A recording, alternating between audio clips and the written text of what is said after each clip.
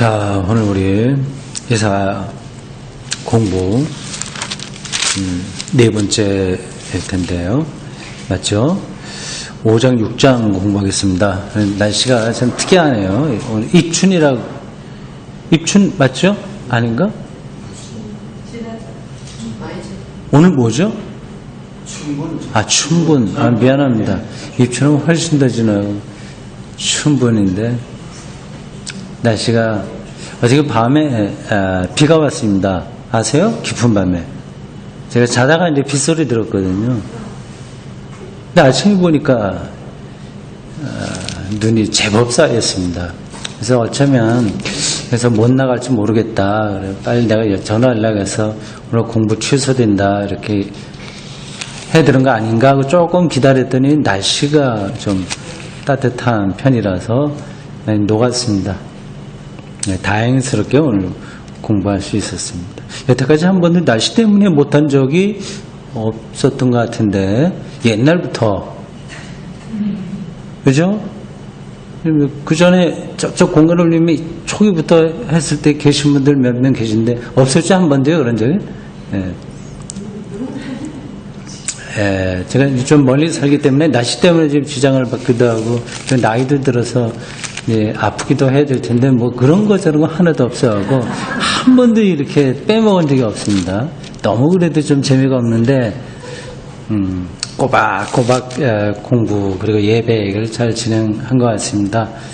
이사야 5장 6장까지 공부하겠습니다. 자, 5장이 좀 기네요.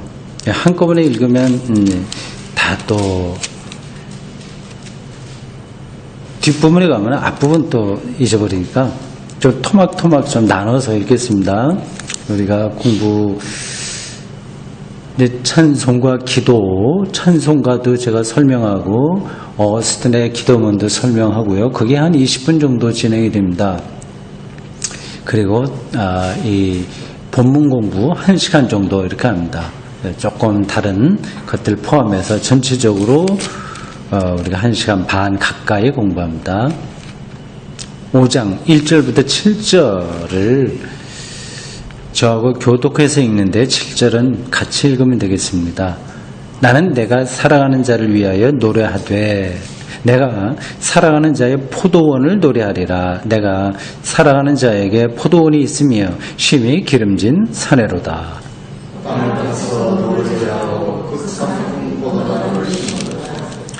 중에 만들 수 없고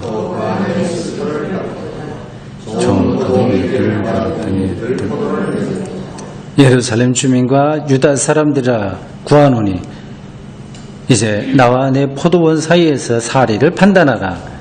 내가 내 포도원을 위하여 행한 것 외에 무엇을 더 할 것이 있으랴. 내가 좋은 포도매기를 기다렸거든 그 포도를 맺으면 그 주님 이제 내가 내 포도원에 어떻게 행할지를 너희에게 이르리라. 내가 그 울타리를 걷어 먹힘을 당하게 하며 그 담을 헐어 짓밟히게 할 것이요. 내가 그것을 함께하게 하니 다시는 바지를 자르나 포도도 진례와 내가 또 구름에게 명하여 그 위에 비를 내리지 못하게 하리라 하셨으니 무릇 만군의 여호와의 포도원은 이스라엘 족속이요 그가 기뻐하시는 나무는 유다 사람이라. 그들에게 정의를 바르셨더니 도리어 포악이요 그들에게 공의를 바르셨더니 도리어 거짓이다. 아멘. 여러분들 가지고 있는 성경에 소제목이 붙어 있습니다. 포도원의 노래요. 이 포도원은 고대 유대인들에게 하나님의 백성을 상징하는 단어였습니다. 2절에 보면 이제 포도원 주인이 포도나무 극상품으로 심었다. 이스라엘 백성들을 그렇게 축혀서 표현하는 겁니다. 우리나라에는 포도가 이렇게 옛날부터 있지는 않았을 텐데 유럽에는 굉장히 오래됐습니다. 헬라 신화 이런 데도 보면 포도에 얽힌 신화 이야기들이 많이 있습니다. 요한복음에 보면 예수님께서 물로 포도주를 만들었다 그런 이야기도 나오지 않습니까? 그 비슷한 이야기는 헬라 신화에도 많이 나와요. 그러니까 포도주가 고대 그 유럽 사람들에게는 생활 필수품이기도 하고요. 그건 정말 중요한 그 먹을거리였습니다. 지금 여기 그렇게 하나님께서 이스라엘 백성들을 극상품 포도나무처럼 잘 키웠는데 그게 이제 뜻대로 되지 않아서 좋은 열매를 맺지 못했다 그 얘기입니다. 지금 이 이야기가 기록되던 시기가 대충 기원전 7세기, 8세기 초예요. 굉장히 어려운 때입니다. 하나님의 심판이 어떻게 임하냐 그런 것들을 이야기하고 있습니다. 7절에 보면 그게 설명이 그대로 잘 나타나 있습니다. 만군의 여호와의 포도원은 이스라엘의 족속이요. 잘 설명해 주고 있어요. 그가 기뻐하시는 나무는 유다 사람이다. 그들에게 정의를 바라셨더니 또 포악이고 공의를 바랐는데 오히려 부르짖음이었다. 정의롭고 공의로운 인간의 삶 그런 것들을 선지자들은 굉장히 중요하게 생각했습니다. 이게 유대교에서 이게 이렇게 그 긴장이 있어요. 그러니까 하나님에게 제사행위를 잘 드리는 것도 중요한데 제사장들은 그걸 중요하게 생각했습니다. 요즘으로 말하자면 예배를 정말 잘 드리는 것, 경건하게 그러한 종교 생활을 하는 것이 중요했습니다. 율법을 이제 그 체계적으로 그렇게 자기들의 역사에 잘 적응시키려고 했습니다. 근데 그것만이 아니라 또 선지자들은 실제 이 세상이 정의로워지는 것, 그걸 또 중요하게 생각을 했습니다. 이 두 가지, 이게 유대교 영성의 핵심이라고 할 수 있습니다. 제사를 진정성 있게 드리는 것, 요즘으로 하자면 예배를 진정성 있게 드리는 것, 또 하나는 실제 삶의 정의와 공의가 실현되는 것입니다. 이게 이제 엇박자가 나게 되면 이런 문제가 되는 거죠. 1절부터 7절까지 그 이야기입니다. 이제 그 다음부터 8절부터 그래서 어떤 문제가 이스라엘 백성들에게 있었냐 하는 것들이 쭉 나옵니다. 네, 재밌는 거는 문장의 특징은 화 있을진저라고 하는 특별한 표현 방식이에요. 그게 여러 번 반복됩니다. 6번이나 나올 거요. 보십시오. 8절 가옥에 가옥을 이으며 전토에 전토를 더하며 빈틈이 없도록 하고 이 땅 가운데에서 홀로 거주하려고 하는 자들은 화 있을진저 이렇게 되어 있습니다. 화 있을진저 11절에 또 화 있을진저 18절에도 화 있을진저 되고요. 20절에도 화 있을진저 화를 선포하는 거죠. 팔복의 신약성서에 나와 있는 마태복음 5장에는 복이 있을진저 얘기입니다. 복 있는 사람은 어떠어떠하다 이렇게 표현되어 있습니다만은 헬라어 원어로 본다면 복이 있으라 어떤 사람에게 이 표현입니다. 그러니까 화가 있으라고 하는 거하고 같은 어떤 뉘앙스를 가진 그 표현입니다. 누가복음에는 복과 화가 또 같이 거기도 나오고 있어요. 그러니까 이렇게 살면 너희들이 하나님의 화를 받을 수밖에 없다고 하는 겁니다. 이건 그냥 이렇게 그 사람들을 위협하려고 공갈치는 거 그게 아니라 선지자들의 고유한 영적 통찰에 의해서 이건 실질적으로 일어나는 거다 하는 사실이 선포되는 거죠. 여기 참 우리의 어떤 영혼이 세밀한 이렇게 영적 촉수라고 할까 그런 것들이 세밀하게 잘 여기에 연결되지 않으면 에이 저거는 뭐 도덕군자가 하는 이야기, 도덕윤리 선생이 하는 이야기, 너 설교하고 있네 이렇게 들릴 수도 있습니다. 화에 있을 진저라고 하는 표현으로 여러 가지 잘못된 것들을 여기 반복해서 말하고 있습니다.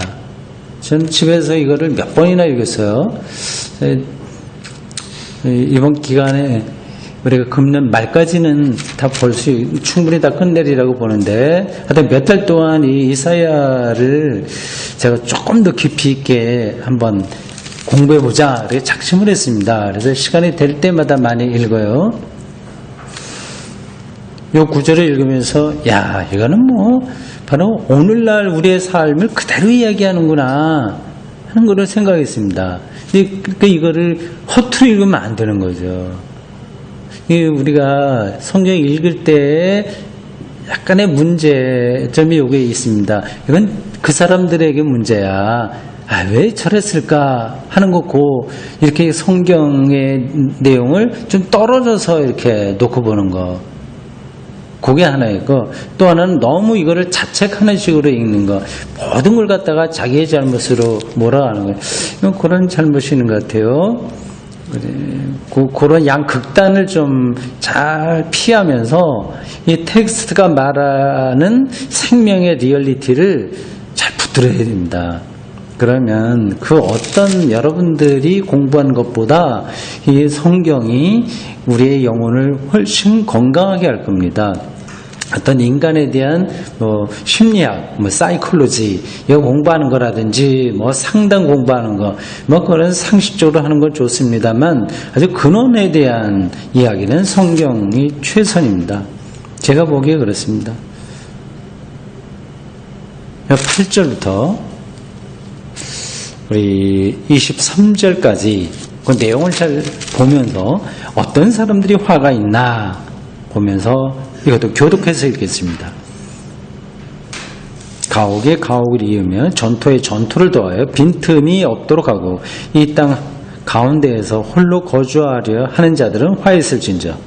만군의 여호와께서 내게 말씀하시되 성령이 하나하나 가옥에 함께하리니 그와 함께할지라도 거주할 자가 없을 것이며 열흘 가래 포도원에 겨우 포도주 한 밭에가 나겠고 한 호멜의 종자를 버려도 간신히 한 에바가 나리라 하시도다. 아침에 일찍 일어나 포도주를 마시며 밤이 깊도록 포도주에 취하는 자들은 다 있을지니라. 그들이 연애에는 수금과 빗바와 소고와 피리와 포도주를 갖추었어도 여호와께서 행하시는 일에 관심을 두지 아니하며 그의 손으로 하신 일을 보지 아니하는도다. 사로잡힐 것이요 그들의 귀한 자는 굶주릴 것이요 무리는 목마를 것이야. 그러므로 소울이 욕심을 크게 내어 한량없이 그 입을 벌린즉 그들의 호화로움과 그들의 많은 무리와 그들의 떠드는 것과 그 중에서 즐거워하는 자가 거기에 빠질 것이라.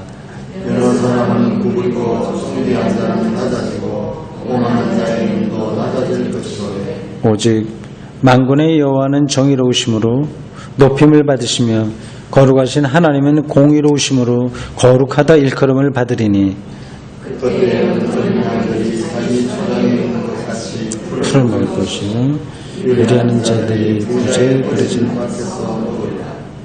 거짓으로 끈을 삼아 죄악을 끌며 수레줄로 함같이 죄악을 끄는 자는 화 있을진저. 그들이 이를 그는 자기의 일을 속속히 이루어 우리에게 보게 하실 것이요 거룩한 이루어 우리가 악을 선하다 하며 선을 악하다 하며 흑암으로 광명을 삼으며 광명으로 흑암을 삼으며 쓴 것으로 단 것을 삼으며 단 것으로 쓴 것을 삼는 자들은 화 있을진저.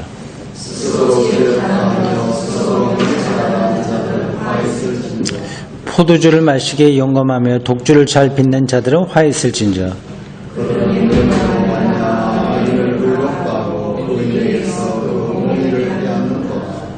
아멘. 거기까지요. 네, 화 있을진저가 몇 번 나옵니까?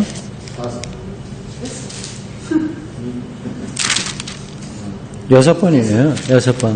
네. 참고적으로 하면 10장 가보십시오.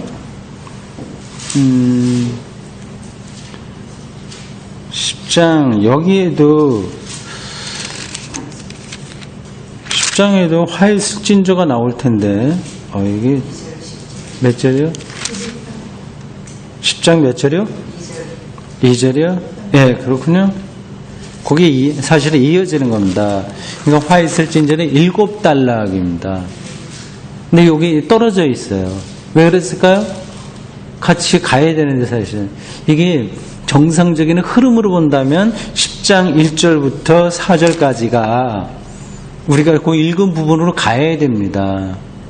요거는 이제 나중에 편집하던 사람이 이렇게 해버렸기 때문에 그런 거예요. 근데 이 편집이라고 하는 게 어떤 학자가 딱 자리에 앉아서 연구소에서 연구하듯이 막 이렇게 한 게 아니라서 이스라엘 역사에서 쭉 과정을 거치면서 그렇게 자리를 잡게 된 겁니다.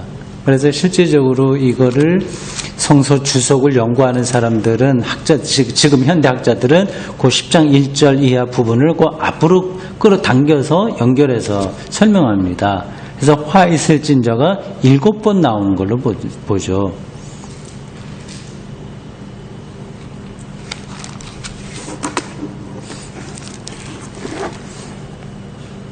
팔절 보십시오. 눈에 그려지죠?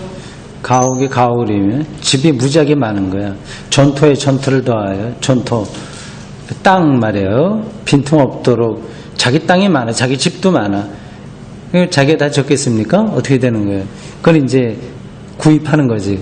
그러니까 여러 가지 좀 속임수도 가능하고 뭐 아니면 자기 돈이 많다고 해서 이렇게 다 하고 그렇게 해서 자기가 동차지하는 겁니다. 원래 그 땅 부자, 집 부자예요, 말하자면.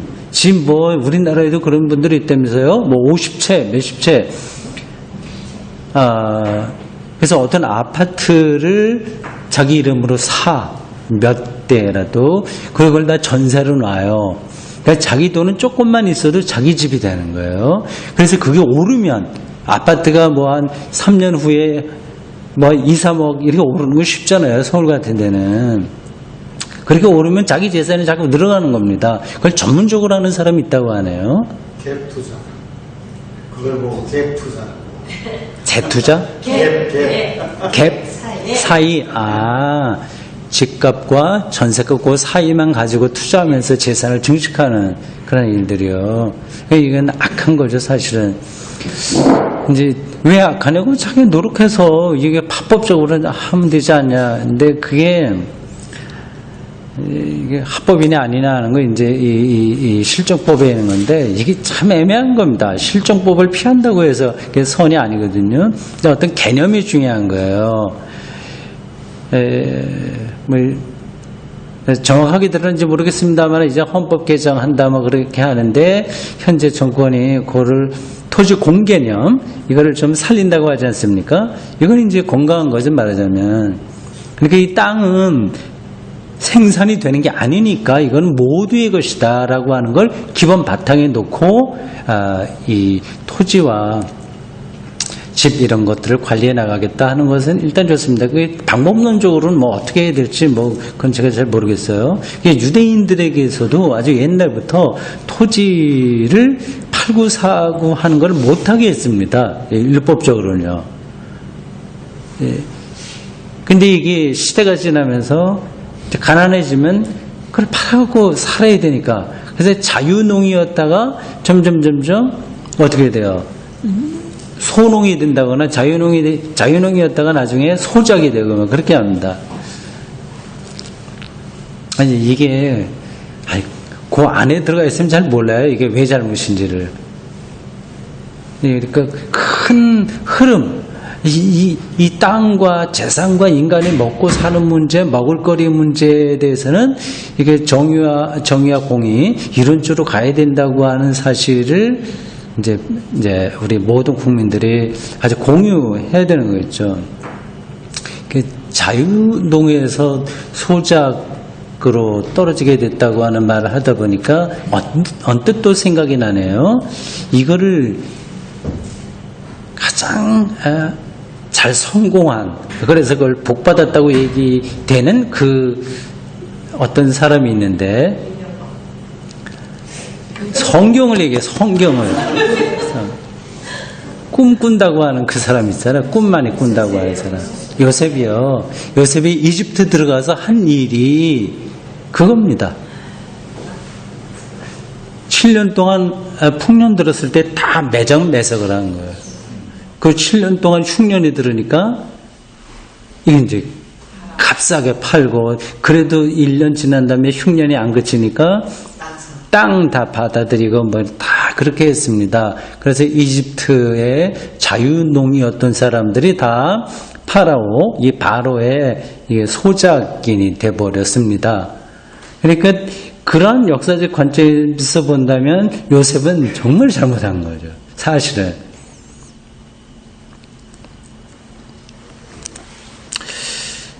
자, 여기 8절에 보면 많은 집, 많은 땅, 빈틈없이 그렇게 하면서 홀로 거주하려고 하는, 혼자 주인이려고 하는 사람은 화가 있다. 그렇게 됐습니다. 11절 보십시오. 아침에 일찍 일어나 독주를 마시고 밤새 깊도록 포도주에 취하는 자, 화 있다.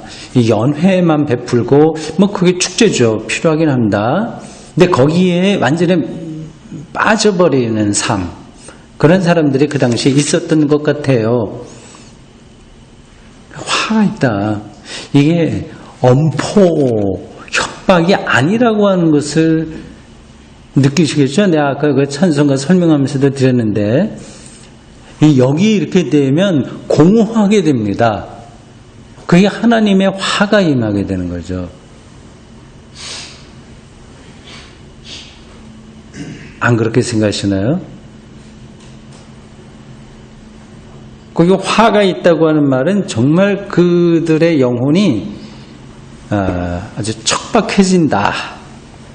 그렇게 생각하시면 됩니다. 그러니까 겉으로는 계속 연애 베풀고 즐겁게 사는 것 같은데 영혼이 피폐해지니까 하나님의 화가 임하는 거죠. 자, 그리고 두 번째 화가 됐고요. 세 번째 18절입니다.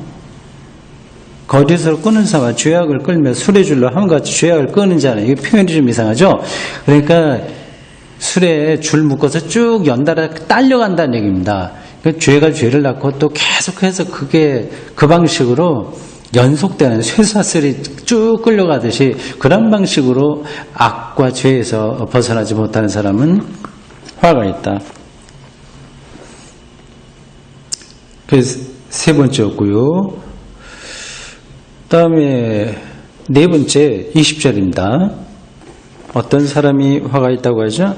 악과 선을 혼동하는 사람들. 예. 화가 있다. 이게 또 쉽지는 않습니다. 악과 선, 이게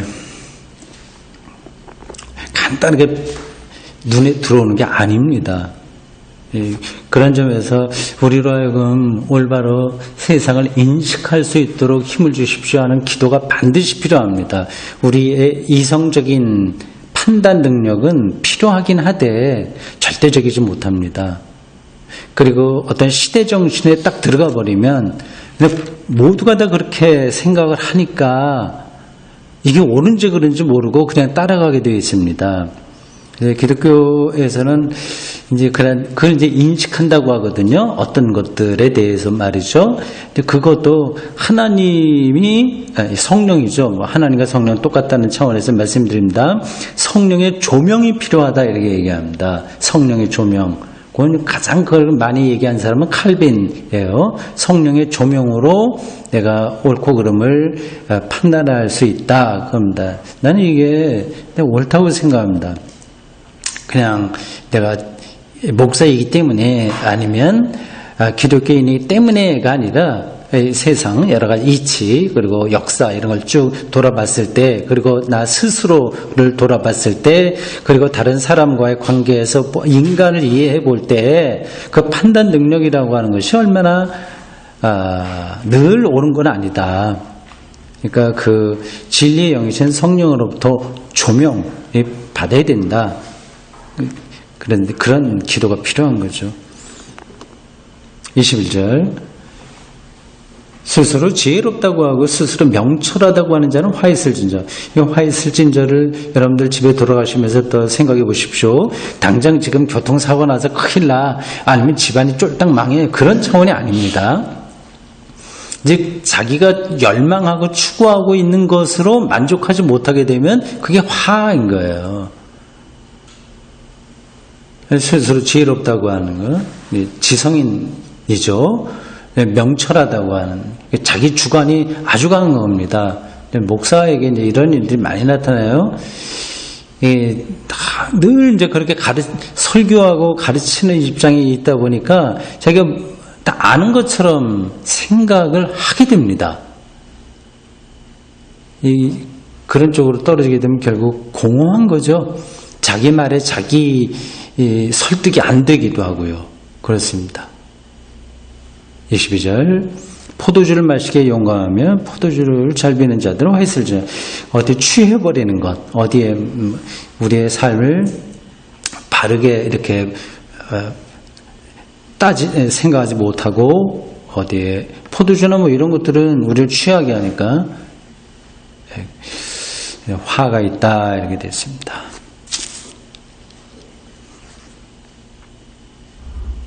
다음 24절부터 30절까지 모두 교독해서 읽겠습니다.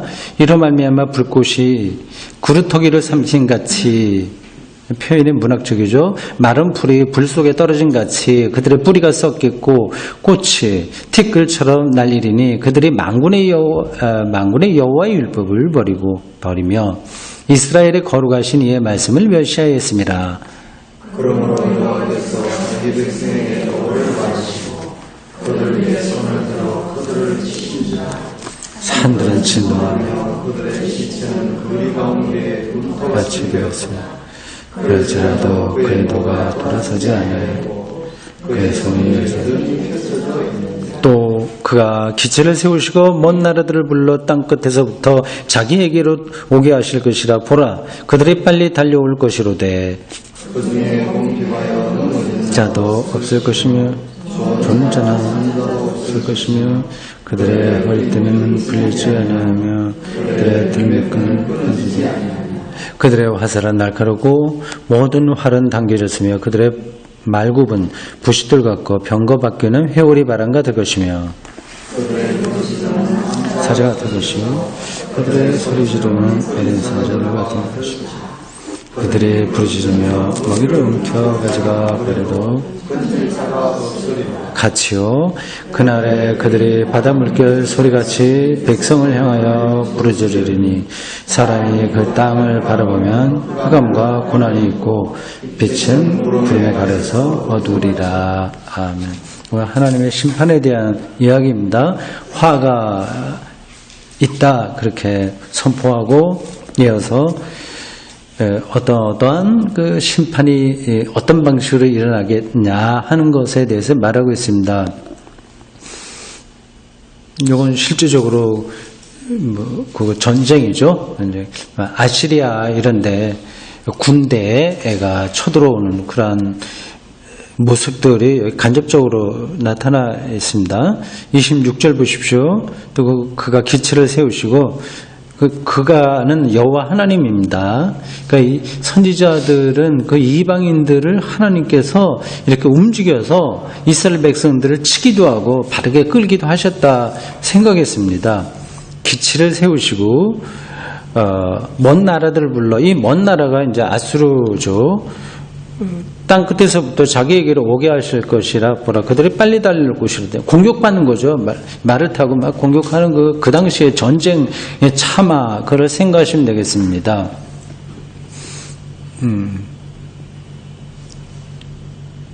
너무 강력하기 때문에 29절 보면 암사자 같다. 굉장히 강력하죠. 자기 새끼를 낳은 암사자 얼마나 용맹합니까? 자기 새끼들을 키우기 위해서 어떤 동물을 공격해서 한번 물으면 놓지 않는 거죠. 그런 것처럼 이 아수르의 공격을 받아서 이렇게 된다. 그 모든 것들이 하나님의 정의와 평화, 하나님의 정의와 공의, 그리고 포도원에서 결실을 맺지 못하는 그런 모습들, 그런 결과라고 이제 이사야가 말하고 있습니다. 저는 이것이 이스라엘 역사에서 벌어진 사건이긴 하지만 뭐 우리에게도 똑같은 역사가 일어날 수도 있고 아닐 수도 있고요. 그 이스라엘 역사에 일어난 것이 뭐 그대로 반복되는 것은 아닙니다. 우리 이 선지자들의 글을 읽을 때 우리하고는 거리가 머네 이렇게 생각하시면 오해예요. 이게 중요한 거는 그 한 국가도 그렇고 한 개인도 그렇고 그들의 운명이라고 하는 게 하나님과의 관계에서 결정된다. 그 사실을 뚫어본 겁니다. 저는 그런 점에서 옳다 생각합니다. 그 30절 한번 더 보실까요? 그날에 그들의 바다 물결 소리같이 백성을 향하여 부르짖으리니 사람이 그 땅을 바라보면 흑암과 고난이 있고 빛은 구름에 가려서 어두우리라. 하나님 없는 삶이 흑암과 같은 거죠. 흑암. 고난이 있고 이건 뭐 굶는다 이런 차원 고난이 아니라 영혼의 만족이 안 되면 그 어떤 거를 통해서도 안 되니 고난이 있는 거죠. 그리고 어둡다. 삶이 어둡다. 뭐 틀림없는 사실 아니겠습니까?